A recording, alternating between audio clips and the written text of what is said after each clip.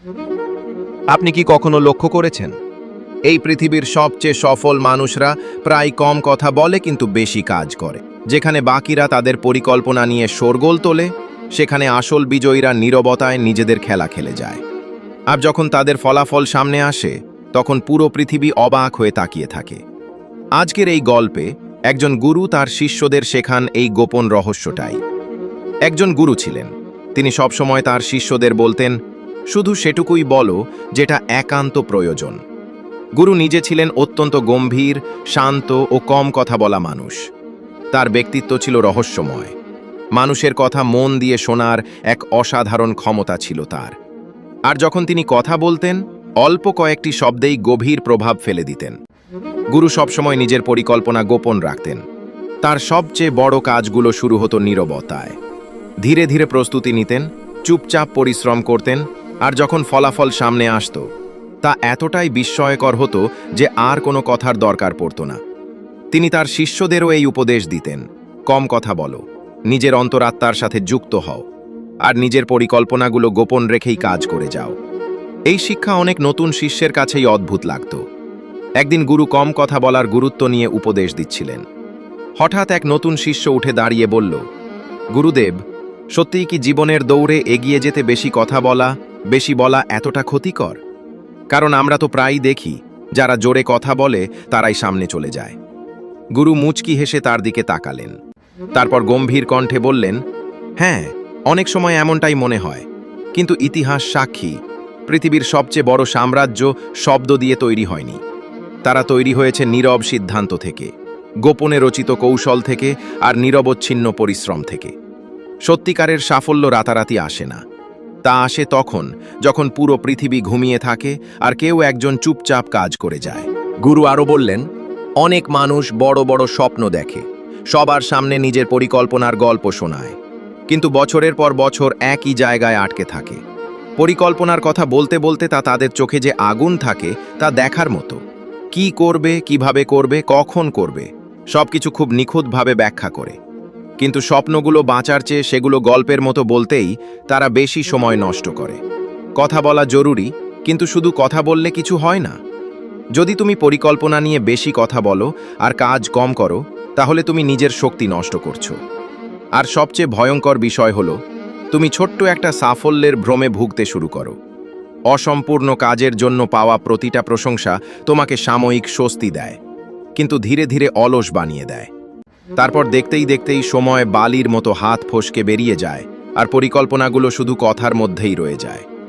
আমি অনেক মেধাবী মানুষ দেখেছি যাদের পরিকল্পনা ছিল অসাধারণ, কিন্তু বেশি কথা বলার অভ্যাসই তাদের সাফল্যের পথ আটকে দিয়েছে। গুরু একটু চুপ করলেন, তারপর শিষ্যদের চোখে চোখ রেখে বললেন, আমার গুরু আমাকে একদিন বলেছিলেন, যদি তোমাকে কাউকে বলতে হয় তুমি কি করতে যাচ্ছ, তার মানে তুমি এখনো প্রস্তুত নও। আমি নিজেও যৌবনে এই ফাঁদে পড়েছিলাম। আমার মাথায় ছিল এক দুর্দান্ত পরিকল্পনা। আমি সেটা এক বন্ধুকে বলেছিলাম, ভাবছিলাম সে সাহায্য করবে, কিন্তু কি পেলাম? উপহাস। সে আমার স্বপ্ন নিয়ে হাসাহাসি করল, আর আমি ভেঙে পড়লাম। মাসের পর মাস সেই স্বপ্নটা ছেড়ে দিয়েছিলাম, শুরু করার সাহসই জোগাড় করতে পারিনি। আর ততদিনে যারা নীরবে কাজ করছিল, তারা সেই কাজ শেষ করে ফেলেছিল যেটা আমি শুরুই করতে পারিনি। সেই দিন আমি একটা নিয়ম বানালাম যা আমার জীবন বদলে দিল। নতুন কোনো আইডিয়া নিয়ে কাউকে বলার আগে অন্তত একটুখানি কাজ আমি করবই। এতে আমার সেই শক্তি বেঁচে গেল যা আমি অন্যদের বোঝাতে নষ্ট করতাম। আর সবচেয়ে গুরুত্বপূর্ণ বিষয়, আমি নিজের কাজের মাধ্যমে নিজেকেই বিশ্বাস করাতে শুরু করলাম। মনে রেখো, যত বেশি তুমি অসম্পূর্ণ পরিকল্পনা নিয়ে কথা বলবে, তত বেশি তুমি ভাববে যে তুমি এগিয়ে চলেছ। কিন্তু এই ভ্রমই শৃঙ্খলাকে ধ্বংস করে দেয়। অনেকে বলে কাজ করতে ভয় লাগে ভুল হয়ে যাবে বলে। কিন্তু আমি শিখেছি, কাজ করতে গিয়ে পাওয়া ব্যর্থতা কিছু শেখায়, কিন্তু অলসতা থেকে পাওয়া ব্যর্থতা কিছুই শেখায় না। মানুষ ভাবে কাজ করার জন্য প্রেরণা দরকার, কিন্তু সত্যটা উল্টো, প্রেরণা আসে কাজ করার মাধ্যমেই। যখন তুমি কোনো পদক্ষেপ নাও, ছোট হলেও, তোমার ভেতরে কিছু বদলে যায়। আত্মবিশ্বাসের একটা সুতো তৈরি হয় যা প্রতিদিন আরও মজবুত হয়। আর যখন তুমি কথা কমিয়ে কাজ শুরু করো, এক অদ্ভুত ঘটনা ঘটে। মানুষ তোমার দিকে লক্ষ্য করতে শুরু করে, তুমি কিছু না বললেও। কারণ পৃথিবী পরিকল্পনার শোরগোলের চেয়ে সাফল্যের আওয়াজ অনেক বেশি জোরে শোনে। মনে রেখো, যে কাজে ব্যস্ত থাকে তার নিজের প্রমাণ দেওয়ার সময় থাকে না, আর যে সারাক্ষণ নিজেকে প্রমাণ করতেই ব্যস্ত সে খুব কমই কিছু তৈরি করতে পারে। এই জন্যই নিজেকে প্রতিশ্রুতি দাও। তোমার যাত্রা শুরু হবে কম কথা বলা আর বেশি কাজ করার মাধ্যমে, কারণ শিখরে ওঠার পথ এটাই। আপনি কি লক্ষ্য করেছেন, কোনো সভায়, কোনো অনুষ্ঠানে সবচেয়ে প্রভাবশালী মানুষরা সবার আগে কথা বলে না? তারা আগে শোনে, পরিস্থিতি বোঝে, তারপর কথা বলে, আর তখন তাদের কথা আরও গভীরভাবে প্রতিধ্বনিত হয়। এটা কোনো কাকতালীয় ঘটনা নয়, এটা তাদের কৌশল।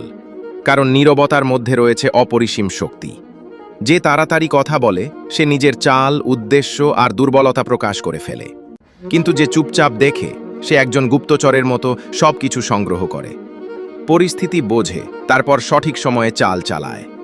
আমি অভিজ্ঞতা থেকে শিখেছি, শক্তি বেশি কথা বলায় নয়, শক্তি আছে সঠিক সময়ে কথা বলায়। এর জন্য দরকার আত্মসংযম। দেখানোর ইচ্ছাকে নিয়ন্ত্রণ করতে হবে, বুদ্ধিমান দেখানোর বাসনা ছাড়তে হবে। এর বদলে আপনি পাবেন জ্ঞান, তথ্য আর কৌশলগত সুবিধা। যখন আপনি কৌশলগতভাবে চুপ থাকেন, মানুষ আপনাকে আলাদা চোখে দেখে। আপনার প্রতিটা কথার ওজন বেড়ে যায়, আর যারা সারাক্ষণ কথা বলে তাদের কণ্ঠ ভিড়ে হারিয়ে যায়। কিন্তু যে নীরবতায় কথা বলে তার কণ্ঠ গভীর ছাপ রেখে যায়। ভাবুন, কতবার আপনি পরিস্থিতি না বুঝেই মত দিয়েছেন, হঠাৎ প্রতিশ্রুতি দিয়েছেন, অথবা নিজের পরিকল্পনা এমন মানুষকে বলেছেন যারা পরে সেটাই আপনার বিরুদ্ধে ব্যবহার করেছে। মানুষ খারাপ বলে নয়, বরং আপনি সময়ের আগেই নিজের চাল খুলে দিয়েছেন বলেই। মনে রাখুন, কম কথা বললে আপনি লাভে থাকবেন, বেশি শুনবেন, বেশি বুঝবেন, আর সবচেয়ে গুরুত্বপূর্ণ, নিজের দুর্বলতা রক্ষা করবেন। কারণ আপনি যখনই কথা বলেন কিছু না কিছু প্রকাশ হয়ে যায়, কিন্তু যখন শোনেন তখন কিছু অর্জন করেন। এই জন্যই নতুন কোনো পরিবেশে গেলে সাথে সাথে কথা বলার বদলে আগে শুনুন। মানুষ কি বলছে, কি করছে, আর সবচেয়ে গুরুত্বপূর্ণ কি বলছে না সেদিকে নজর দিন। আলোচনায় অন্যদের আগে কথা বলতে দিন। এই অপেক্ষা আর নীরবতা যে কোনো তর্কের চেয়ে আপনাকে বেশি দেবে। হ্যাঁ, শুরুতে মানুষ আপনাকে দুর্বল ভাবতে পারে, কিন্তু যখন আপনি নিখুঁতভাবে কথা বলবেন তারা বুঝে যাবে আপনি চুপ ছিলেন কারণ আপনি প্রস্তুতি নিচ্ছিলেন। এই পার্থক্যটাই শোরগোল করা মানুষ আর সম্মান পাওয়া মানুষের মধ্যে। শোরগোল করা মানুষ কিছু সময় মনে থাকে, কিন্তু কৌশলগতভাবে নীরব থাকা মানুষ মানুষের মনে স্থায়ীভাবে জায়গা করে নেয়। তাদের চিৎকার করতে হয় না, কারণ তাদের উপস্থিতি তাদের হয়ে কথা বলে। আপনি কি দেখেছেন, আসল সফল মানুষরা প্রায় কখনোই বলে না তারা কি করতে যাচ্ছে, তারা শুধু শুরু করে দেয়। আর বেশিরভাগ মানুষ নিজের লক্ষ্য নিয়ে ঘন্টার পর ঘন্টা কথা বলে, ইচ্ছা দেখায় আর অজুহাত বানায়। মনে রাখুন, যারা নীরবে সফল হয় তারা কোনো ঘোষণা ছাড়াই কাজ করে যায়। পৃথিবী ভরে আছে দারুণ পরিকল্পনা করা মানুষে, কিন্তু নিয়মিত কাজ করা মানুষে ভীষণ অভাব। ফারাক বুদ্ধিতে নয়, ফারাক শৃঙ্খলায়। একটা বড় আইডিয়া জীবন বদলায় না, প্রতিদিন করা ছোট ছোট কাজই জীবন বদলায়। মানুষ সাধারণ দিনের শক্তিকে অবমূল্যায়ন করে, তারা ভাবে বড় পরিবর্তনের জন্য বড় ঘোষণা দরকার। কিন্তু সত্য হলো, নীরবে নিষ্ঠার সাথে কাজ করা সাধারণ দিনগুলোই অসাধারণ ফল এনে দেয়।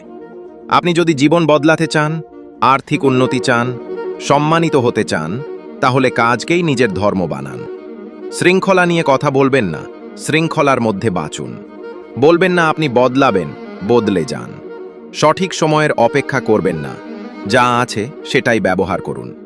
প্রতিদিন রাতে ঘুমানোর আগে নিজেকে জিজ্ঞেস করুন, আজ আমি কি করেছি, কি তৈরি করেছি, কি এগিয়ে নিয়েছি। এই ছোট প্রশ্নটাই ভ্রম ভেঙে দেয় আর আপনাকে আসল বিষয়ের দিকে ফেরায়।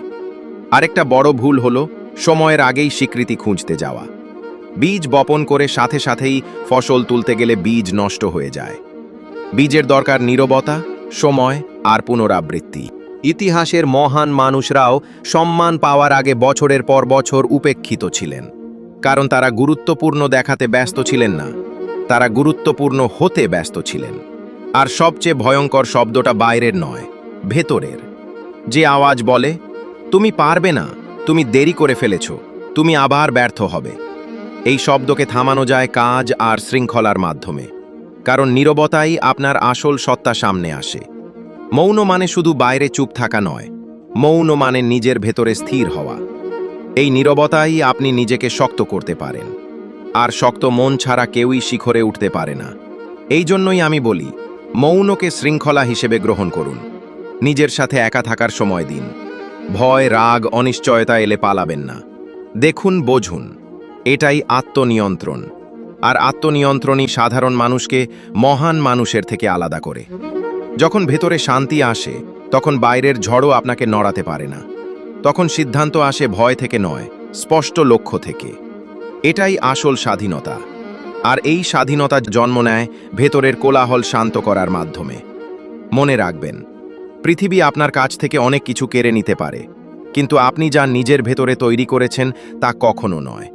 এই জন্য আজ থেকেই শুরু করুন, নিজেকে গড়ুন, নীরবতাকে শক্তি বানান। কারণ যে নীরবতাকে জয় করে, সে নিজেকে জয় করে। আর যে নিজেকে জয় করে, সে পুরো পৃথিবী জয় করে। এই কথাগুলো বলে গুরু তার উপদেশ শেষ করলেন। শিষ্যরা নীরবতা, আত্মসংযম ও আত্মনিয়ন্ত্রণের এই অমূল্য শিক্ষা পেয়ে গুরুকে কৃতজ্ঞতা জানাল এবং জীবনে এগুলো অনুসরণ করার প্রতিজ্ঞা করল। বন্ধুরা, আশা করি এই ভিডিও থেকে আপনি অনেক কিছু শিখেছেন। ভিডিও ভালো লাগলে লাইক দিন, চ্যানেলটি সাবস্ক্রাইব করুন। ধন্যবাদ।